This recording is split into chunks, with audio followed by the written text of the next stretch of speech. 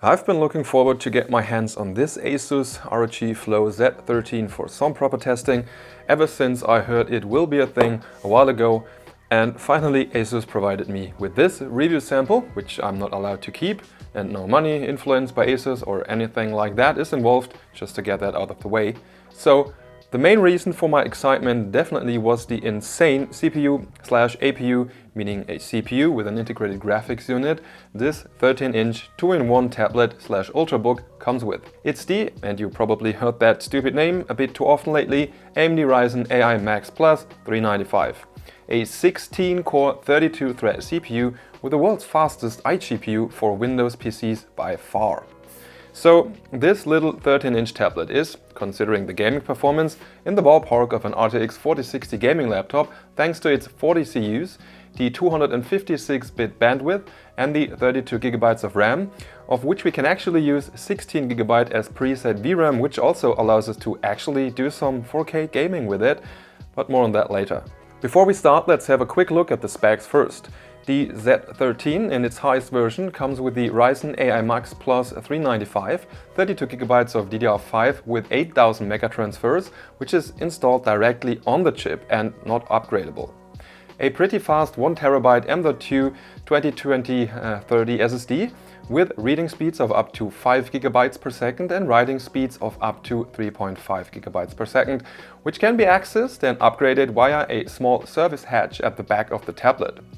If you've got a small Torx 5 screwdriver, that is. A 13-inch 180Hz IPS display with adaptive sync, a magnetic detachable keyboard, a 70 Wh battery, Wi-Fi 7, Bluetooth 5.4, a 200 Watt charger, 2 cameras, 5 megapixels at the front, supporting Windows Hello, and a 13 megapixels camera at the back, a micro SD card reader, and Windows 11 Home. The build quality is, as in previous Flow Z13s, really good. The full metal body and its sturdy kickstand here make a very good impression, while it's a bit thicker than its predecessor. It weighs 1.24 kg without and 1.64 kg with the detachable keyboard, while the charger adds another 565 grams. The area around the keys and the backside of the keyboard here are made out of some fake leather/rubber-like material, and that feels really nice. And it's definitely better than plastic when it comes to deflecting fingerprints. There is a glass window at the back that lets you look directly onto the motherboard, and this can also be illuminated via RGB if you want to. Be aware that actually using the Z13 on your lap is a bit tricky and not as comfy as with regular laptops due to the way it is designed. Maybe even impossible for some. Though in general it is of course super mobile and compact compared to regular laptops.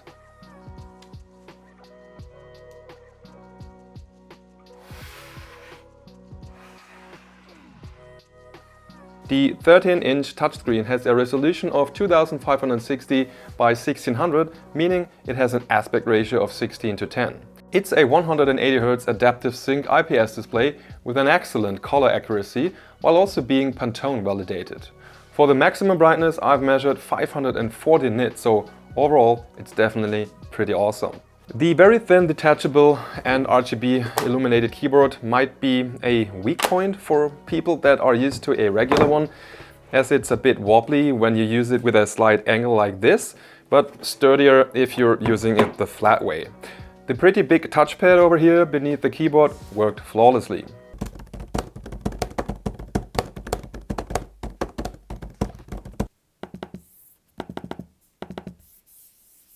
For a 13-inch tablet, the port selection is pretty decent. We're getting 2 USB-C 4 ports with up to 40 gigabit per second and display port support on the left side, which can also be used for an eGPU, including their new ASUS XG dock, and for charging the unit with up to 100 watts over USB-C. There's also a full-sized HDMI 2.0 port and the power plug for the proprietary charger. Oh, and there's even a micro SD card slot with good reading but only mediocre writing speeds. On the right side we're getting a USB 3.2 Type A port with up to 10 gigabits per second and a 3.5mm audio jack. Furthermore, the right side has a volume button, the power button and a hotkey with direct access to the Armoury Crate software. This ASUS Armoury Crate software offers 4 performance modes, which can also be set via a hotkey on the keyboard. Silent, which uses up to 35 watt for the APU, Performance with 45 watt, Turbo with 60 watt for the APU in the long run, and the manual mode, which lets you also set it up to 80 watt for the PL1 in the long run, and here you can also adjust the fan curves yourself. Now, if you're interested in the efficiency of the different wattage levels, I highly recommend watching my efficiency test video on this little tablet here afterwards, in which I've tested every wattage from 15 up to 80 watts in Shadow of the Tomb Raider at high settings. But for now, here's a short table which shows the FPS in Cyberpunk 2077 at the native 2.5K resolution with medium settings and FSR 3 set to balanced in the 3 presets and the manual mode set to 80 watt. 98 FPS at the highest manual mode with a fan noise of around 53 decibels on max speed and an APU temp of around 79 to 80 degrees Celsius. 95 FPS for the turbo preset with a fan noise of 46 decibel and an APU temperature of 72 degrees Celsius.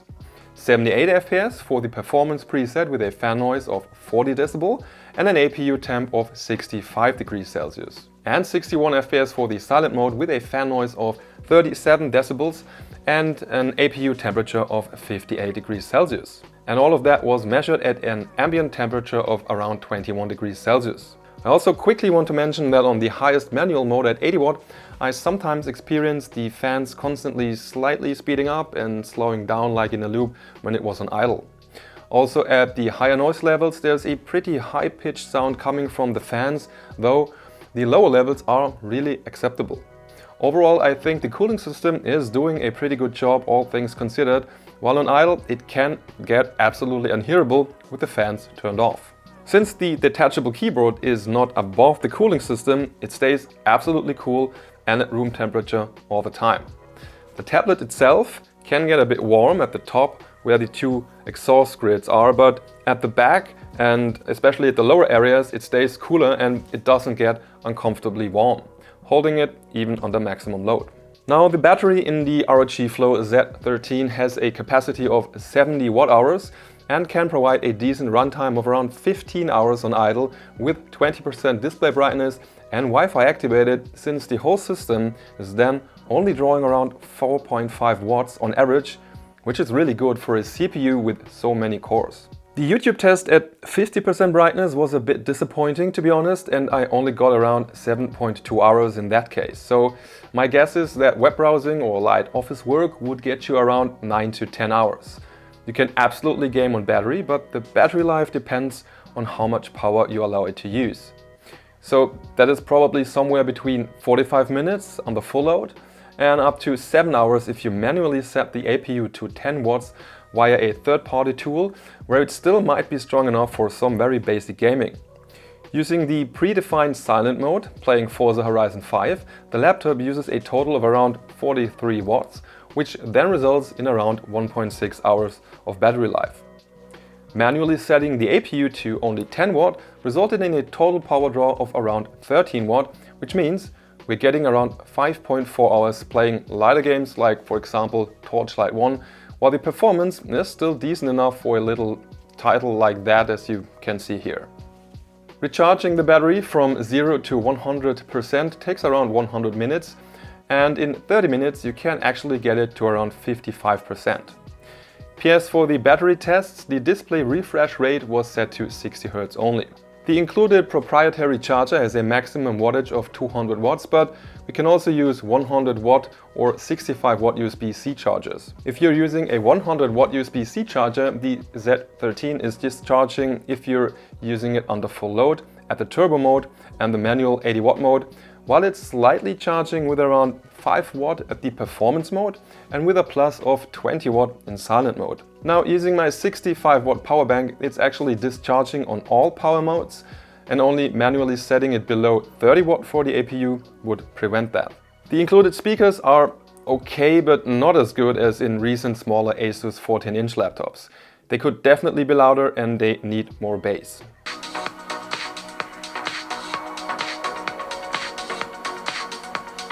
Now, the star of the show here is definitely the Ryzen AI MAX Plus 395 with its 16 cores.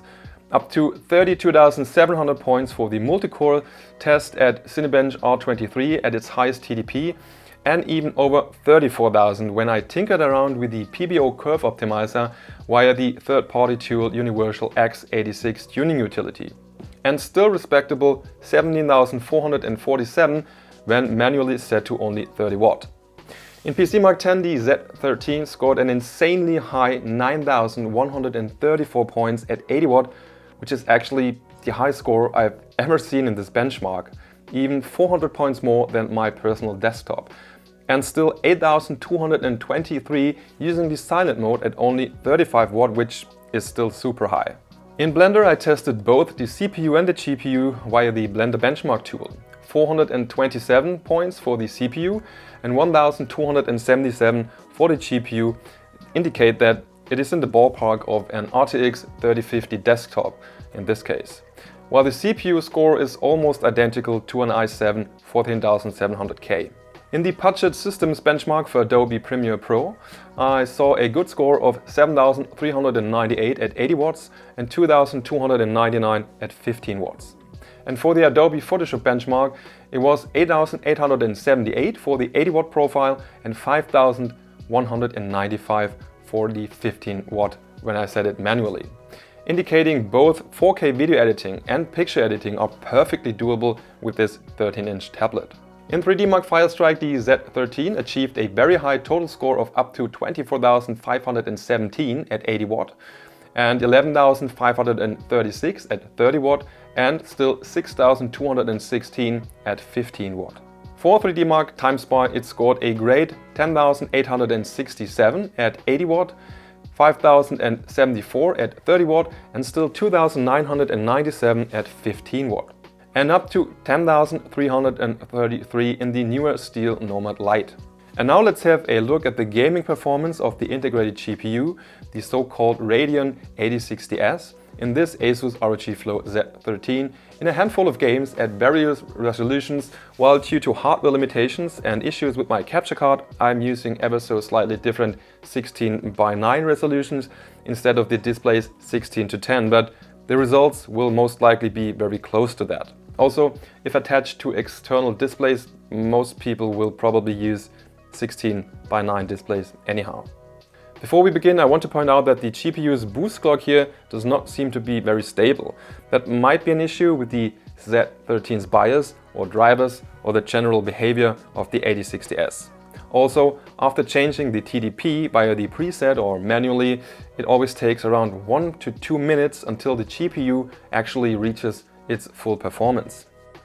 At 1080p and ultra settings without any upscaling, I did see around 60 FPS on average in Baldur's Gate 3 running through the city in Act 3 with 1% lows of around 42.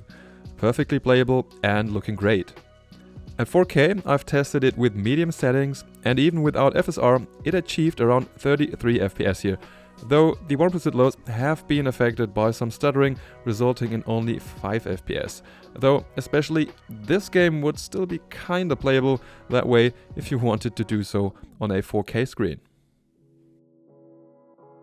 At 1080p and medium settings without FSR, Indiana Jones and the Great Circle ran with around 65 FPS on average in the jungle scene at the beginning, so quite playable.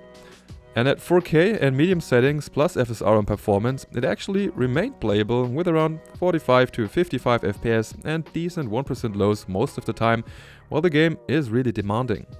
That is quite impressive for an iGPU really, considering this game needs you to use some kind of basic ray tracing. And also possible because we're able to set the VRAM size to 16GB ourselves. Kingdom Come Deliverance 2 is so well optimized, it ran with 62 FPS on average at 4K and medium settings with FSR and performance while looking absolutely fabulous. And the 1% lows have been fantastic as well with 51 FPS, and that is just pretty amazing to be honest. And FSR and performance doesn't really look bad at all in this case, in my opinion. What do you think? Let me know in the comments. And at 1440p, I tested it with high settings and FSR unbalanced, while it now even ran with 78 FPS on average and good 1% lows of 62. I know I'm kinda repeating myself, but that's just one of the best optimized AAA games ever, not gonna lie.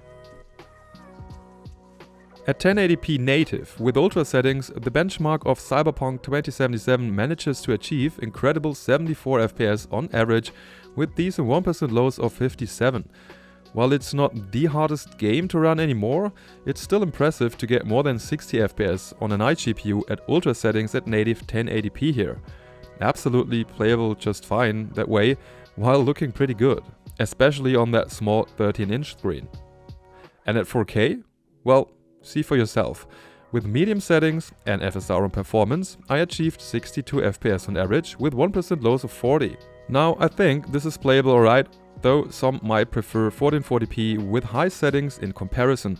Sure, it's not native 4K, but it works with over 60 FPS on average on an iGPU. I tested Counter-Strike 2 at 1080p with low settings and FSR turned off, which resulted in an average of 234 FPS and 1% lows of 111, while, if you watch my channel on a regular basis, you'll know that the 1% lows are not representative here. And for these benchmarks I used a regular match on Dust 2.